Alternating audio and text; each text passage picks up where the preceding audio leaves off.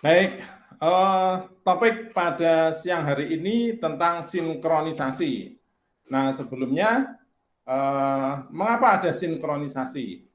Ya, kita tahu dalam sistem terdistribusi itu, masing-masing perangkat yang terhubung diberi sebuah kebebasan, kemerdekaan, ya, dalam tanda petik. Nah, kemerdekaan ini membuat sistem ini justru menjadi sebuah sistem yang powerful, ya, sangat kuat.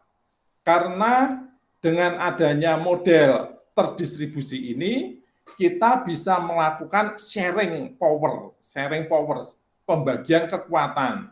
Pembagian kekuatan terjadi karena kita bisa melakukan pembagian beban kerja. Ya. Satu buah pekerjaan disonggo, ya, oleh banyak komputer. Itu pasti akan lebih cepat daripada satu pekerjaan diselesaikan oleh satu komputer. Itu hakikat dari sistem terdistribusi.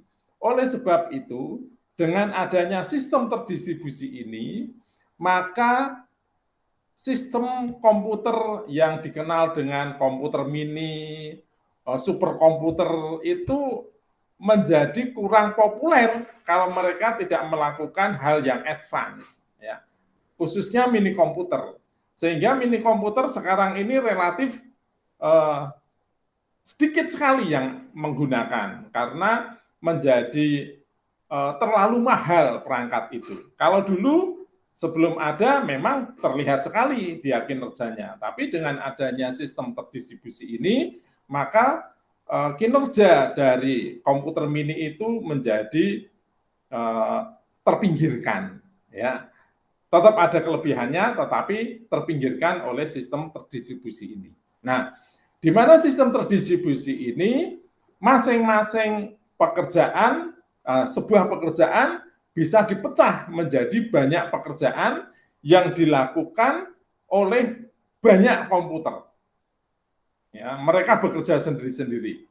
Ya, mereka bekerja sendiri-sendiri dengan perangkatnya sendiri-sendiri, ya, dengan jaringannya sendiri-sendiri, tapi juga sekaligus dengan permasalahannya sendiri-sendiri. Ya.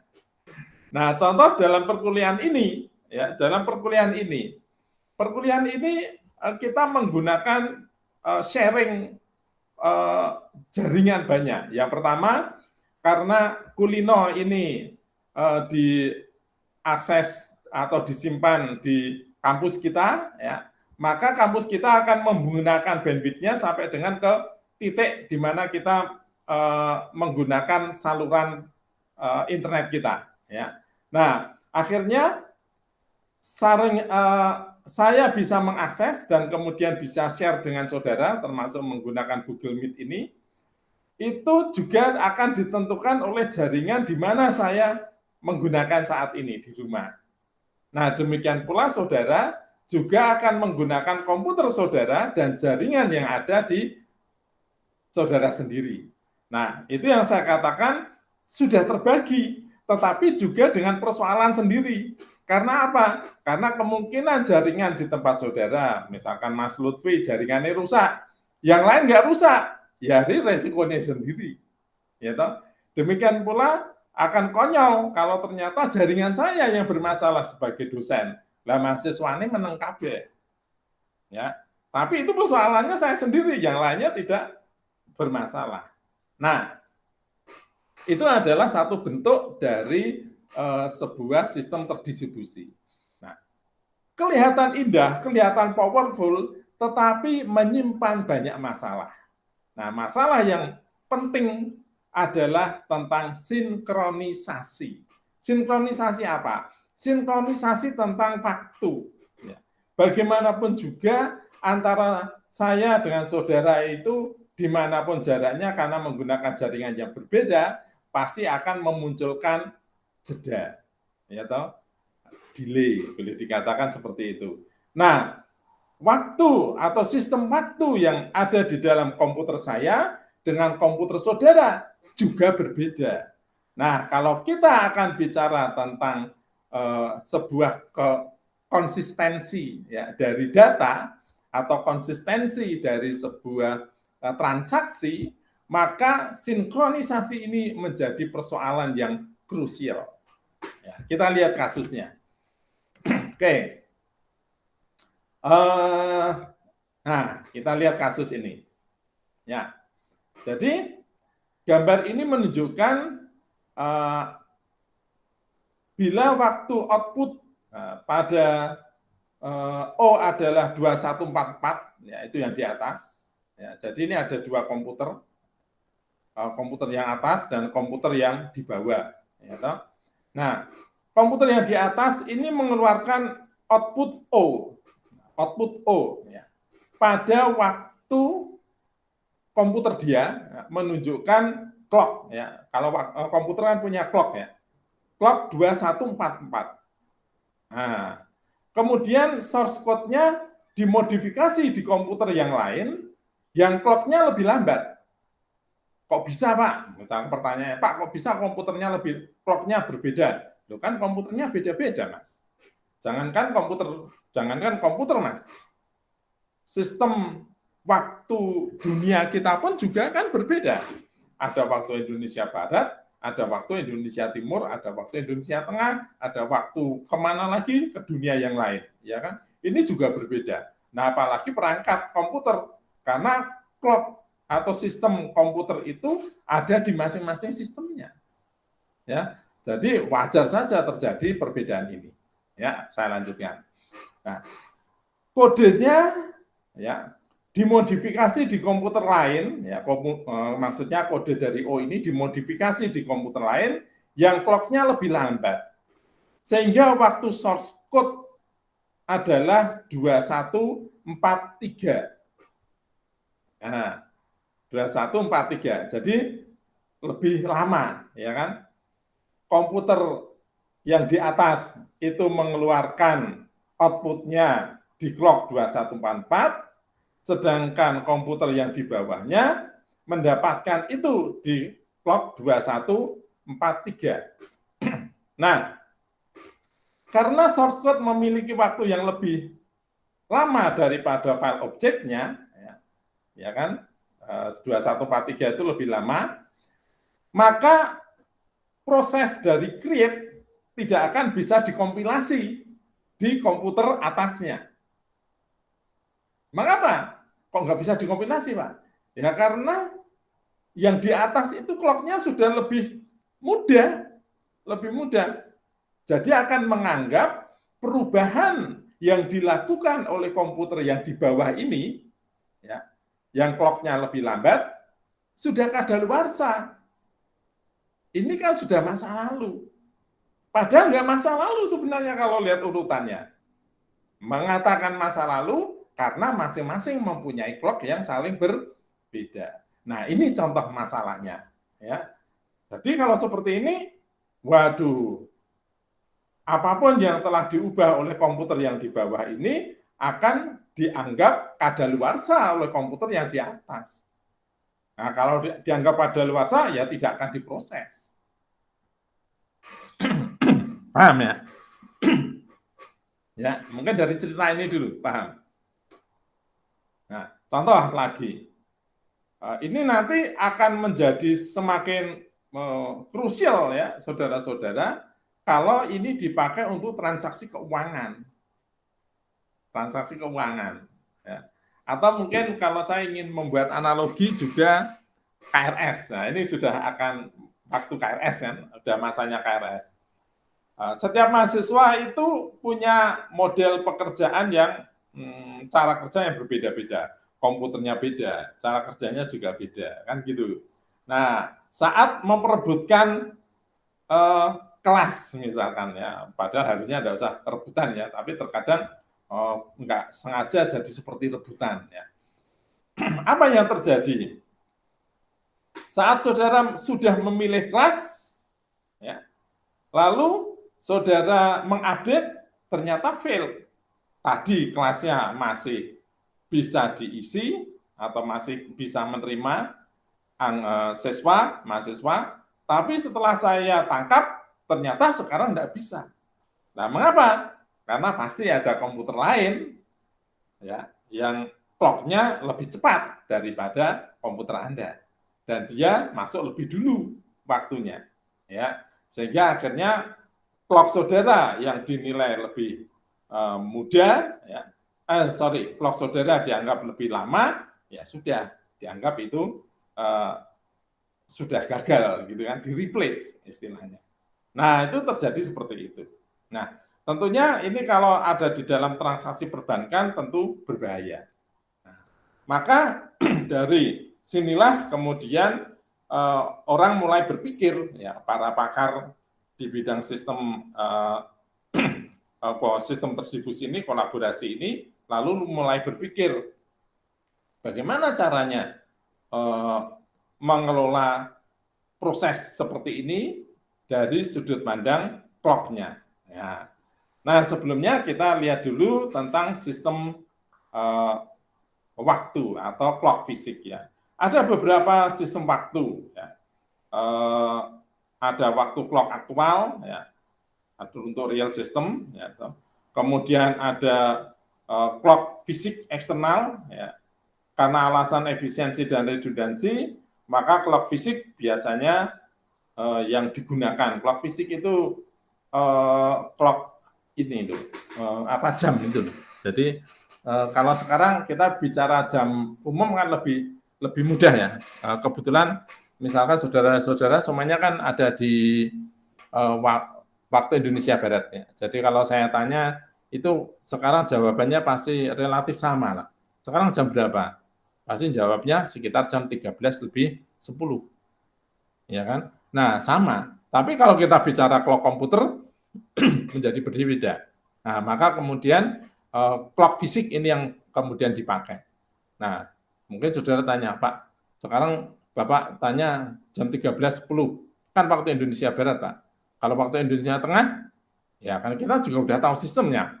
Memang betul, Mas, di sana jam 14:10. Tapi kan kita sudah tahu bahwa itu Indonesia Tengah, maka itu sama dengan 13:10, selisihnya 1 jam. Itu sudah ada formulanya.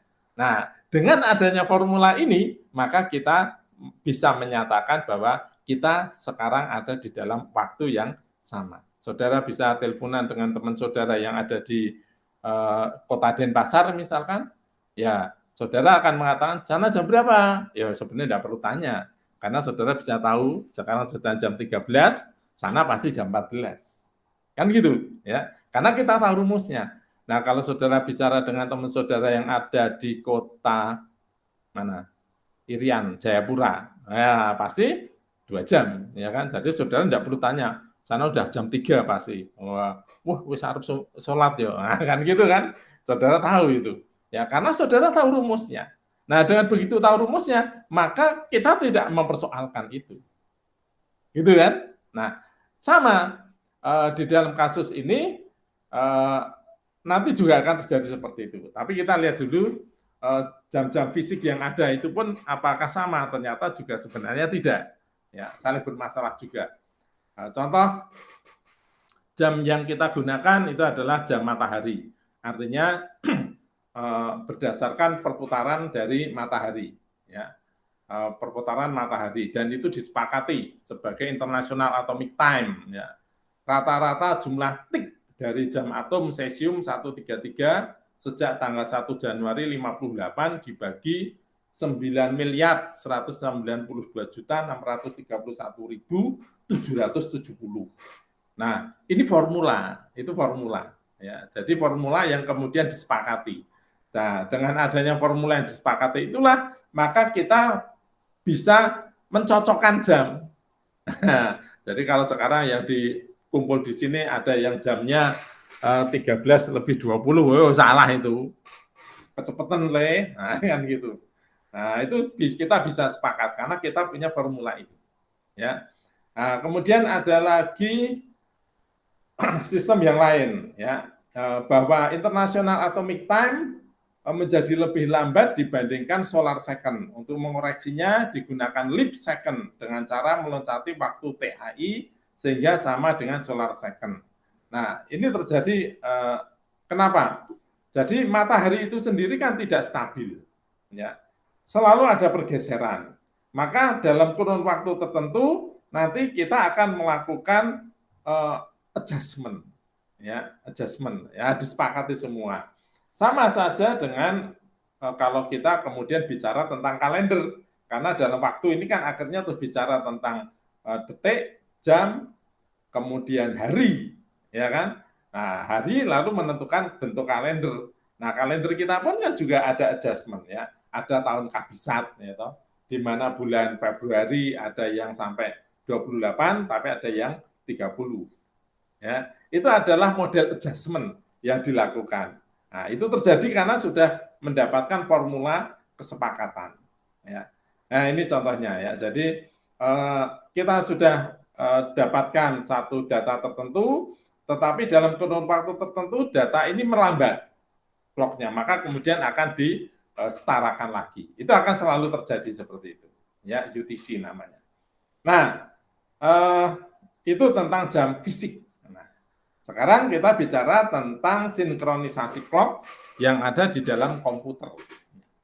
Di dalam komputer mempunyai sistem waktu sendiri yang disebut dengan clock itu, yang mana satu komputer yang lain dengan yang satunya itu akan berbeda. Nah, maka di sini juga ada beberapa cara untuk mensinkronkan sama dengan model dari jam fisik tadi, ya, mencontoh model fisik tadi. Yang pertama adalah algoritma Christian. Ya. Algoritma Christian, bila sebuah mesin memiliki penerima WWV, ya, sehingga dapat berfungsi sebagai time server, secara periodik setiap mesin mengirim pesan ke time server menanyakan waktu terkini. Ya. Ada dua masalah dalam algoritma ini, masalah major dan minor. Masalah majornya adalah waktu penanya tidak boleh dimundurkan, dan untuk mengatasinya adalah dengan memperlambat clock tick. Nah, maksudnya begini, jadi kita akan bertransaksi dengan server. Ya. Satu komputer pasti bertransaksi dengan server, client server. Nah, saat kita berkomunikasi dengan server, maka kita akan tanya, jam kamu jam berapa nih sekarang? Ya toh? Akan tanya dulu. Dengan tanya, maka komputer kita tahu posisinya, apakah jam kita lebih cepat, ya, clock-nya kita lebih cepat, ataukah clock-nya kita lebih lambat dari server. Tetapi saat itu kita sudah punya kesepakatan. Nah, dengan cara seperti itu, maka kita untuk memproses akan menyesuaikan dengan server. Ya. Kita kembali lagi dengan contoh yang gambar ini tadi. Ya, contoh gambar di sini. Nah, ini anggap saja yang di atas ini server, yang di bawah ini klien. Ya.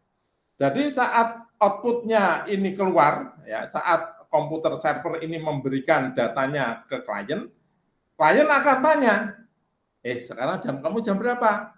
21.44. Oh, tempat saya 21.43. Nah, lalu dia akan men-set, ya, otomatis. Oh, nek ono, saya harus merubah komputer saya, clock saya ini sekarang menjadi 21.44 supaya sama dengan dia.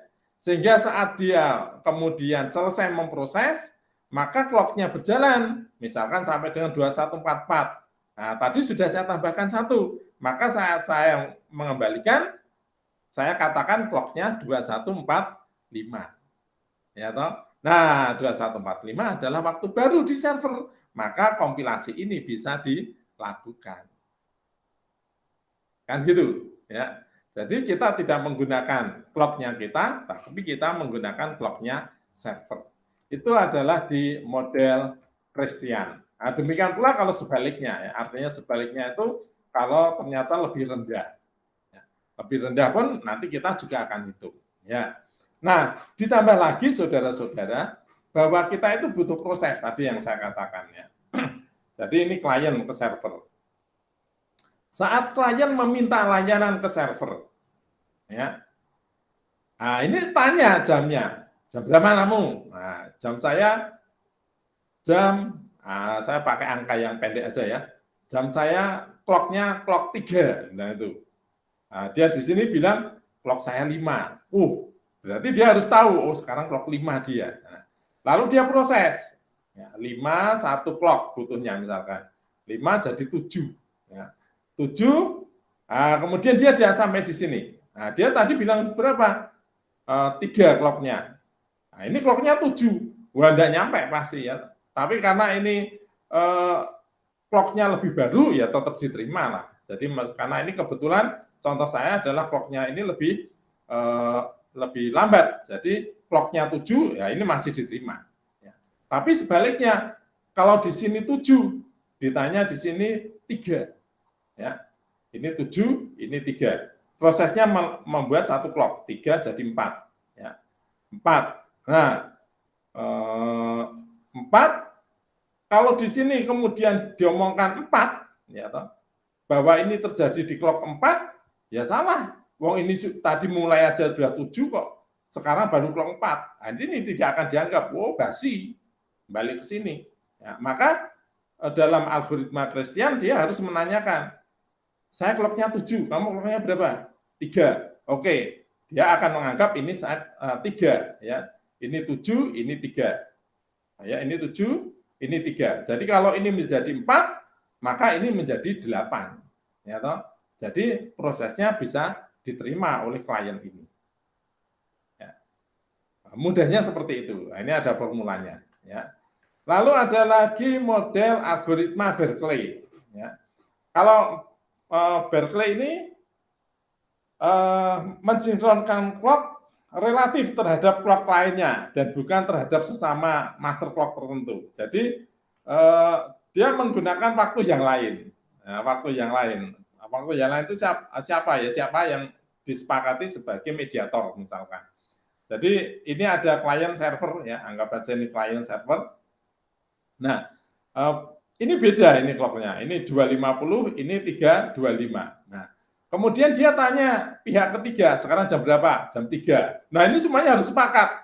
Sekarang jam 3. Ini juga mengatakan sekarang jam 3. Nah, ini sama ya. Jadi kalau semuanya sudah sama, nanti ada proses baik itu berkurang atau bertambah, tidak masalah ya. Jadi kalau di sini ngomong jam 3, nanti kalau ditambahkan menjadi berapa? Prosesnya tambah 10 menit ya, berarti 260 jadi baru jam 3. Nah, coba kalau bayangkan ini tidak dikoneksikan. Ini 250, ini 325. Prosesnya waktu 10 menit, ini baru sampai jam 3, sedangkan di sini sudah jam 3.35. Kadaluarsa enggak diterima. Nah, tetapi kalau semuanya menggunakan sepakat menggunakan aturan jam lain ya toh, maka lalu kita bisa terima. Nah, persoalannya adalah sekarang bagaimana supaya kita punya kesepakatan. Nah, ya toh. Nah, kalau ini jam 3, berarti saya akan menambahkan, ini baru 25 tambah 10. Sedangkan ini 325, ini saya kurangkan menjadi 25. Ya, jadi semuanya menjadi jam 3 seolah-olah. Sehingga kalau prosesnya tambah 10, maka ini tadi menjadi tambah 10, berarti jam 3.10, tetapi tadi ada tambah 25 kan, dikurangi tambahkan 25. Jadi jam 3.35 prosesnya. Ya, itu caranya seperti itu. Jadi kalau yang algoritma Christian itu menggunakan server yang ditanya, kalau yang algoritma Berkeley menggunakan pihak yang ketiga. Ya, lalu ada lagi algoritma rata-rata. Ya, algoritma rata-rata itu tanya jam kamu jam berapa, jam aku jam berapa, ya sudah di rata-rata. Itu juga boleh. Ya toh? Ada cara yang seperti itu. Nah, kemudian menggunakan jam eksternal itu juga boleh. Ini yang paling umum di dalam pemrograman aplikasi sistem, karena kita mempunyai jam umum ya fisik, maka biasanya kita clock-nya tidak menggunakan clock komputer, tetapi menggunakan clock jam umum. Nah, ini juga bisa ya. Itu saudara-saudara barangkali tentang sinkronisasi di bidang waktu ya. Jadi saya harapkan saudara paham ya pentingnya sinkronisasi ini, karena ada perbedaan clock ya. Itu persoalannya. Baik, saya kira cukup ini dulu. Kalau ada yang pertanyaan silakan.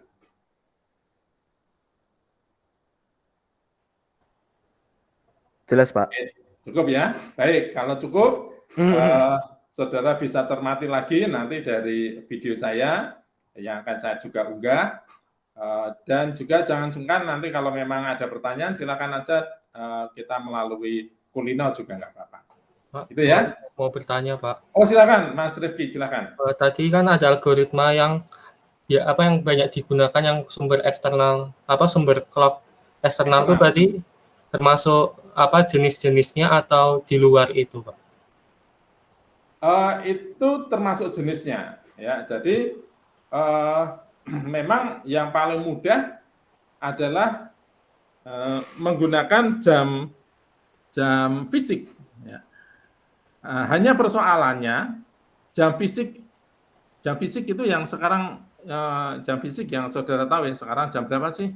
13.24 gitu ya. Itu kan kecepatan kliknya, tik-tok-tik-toknya itu kan tidak sama dengan di komputer, Mas. Ya kan? Komputer itu kan mempunyai mekanisme sendiri, masing-masing arsitektur ya. Misalkan sorry ya. Ada kalau saya ambil istilah jenis prosesor merek Pentium misalkan. Pentium itu kan ada i3, ada i5, ada i7 gitu ya. Nah, arsitektur prosesor ini juga akan mempengaruhi clock. Ya. Tentu prosesor yang mempunyai kecepatan lebih tinggi, nah clock-nya menjadi lebih cepat jalannya. Nah, proses di dalam komputer itu kan menggunakan clock-nya komputer persoalannya. Ya toh? Jadi kalau kita sekarang harus mensinkronkan ya nggak apa-apa. Ya, artinya karena itu kesepakatan, nah, maka harus ada konversi antara clock yang ada di dalam komputer kita dengan clock yang ada di dalam fisik. Ya. Nah, oleh sebab itu beberapa software pasti akan mengalami penyesuaian ini saat dia menggunakan komputer dengan dengan prosesor yang berbeda. Ya, jadi seperti ada reinstall ulang gitu kan, seperti itu. Ya. Itu Mas Rifki. Oke, Pak. Terima kasih, Pak. Ya. Ada lagi? Oke, nggak apa-apa. Saya akhiri. Kita ketemu lagi besok ya. Semoga besok saya bisa online lagi. Tapi kalau tidak ya nggak apa-apa ya. Yang penting tolong tugasnya segera dikumpulkan. Ya.